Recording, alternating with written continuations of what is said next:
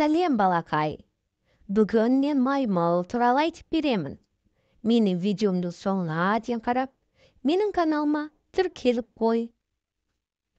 Маймыл приматтар отрядына жататын ең жоғарғы сатыдағы сүтқоректі. Маймылдар және адам тәрізді маймылдардың отряд тармағын құрайды. Бұлар екі топқа бөлінеді. Кең танаулы маймылдар оңтүстік және орталық Американы, ал тар танаулы маймылдар Азия мен Африканы мекендейді. Құрылысы тегіс жеңген адамға тар танаулы маймылдар жақын. Оларға гиббон, шимпанзе, орангутан, горилла жатады. Олардың дене тұрқы 15 сантиметрден 2 метрге дейін, салмағы 400 граммнан 180 килограммға дейін болады. Маймылдардың көпшілігі ағашқа өрмелеп, бұтақтан бұтаққа секіріп, ағаш басына тіршілік етеді. Сондықтан бас бармағы үлкен башайы қалған саусақтарына қарама-қарсы біткен.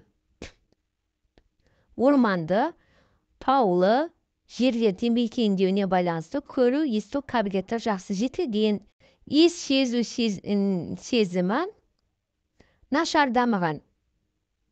Маймылдар миының көлемі, салмағы, даму дәрежесі жөнінен басқа сүтқоректі жануарлар арасында жоғары сатыда.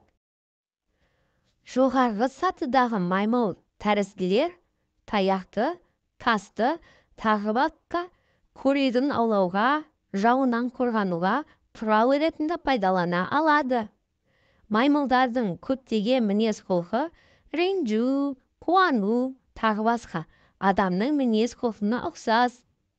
Маймылдар өздері мекендейтін аумақтарын белгілеп, сол жерде топтасып өмір сүреді.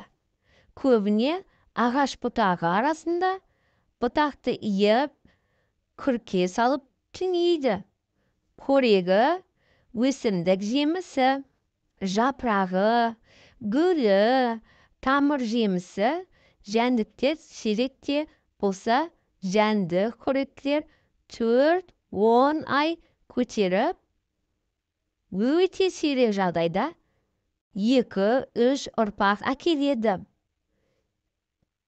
Адамдар маймылдарды аулайды. Хайуанаттар паркіне де, үйде ұстауға да сатады. Африка мен Азия тұрғындары етін жейді. Терісінен түрлі бұйымдар жасайды. Қазіргі кезде маймылдар Азия, Африка, Американың тропиктік және субтропиктік аймақтарында, Зон архипелагы мен Филиппинде тараған. 200-ге жуық түрі белгілі. Олардың 62 түрі мен тармағы қорғауға алынып, халықаралық табиғат қорғау ұйымының қызыл кітабына енгізілген. Қазақстанда хайуанаттар саябағында ұсталады.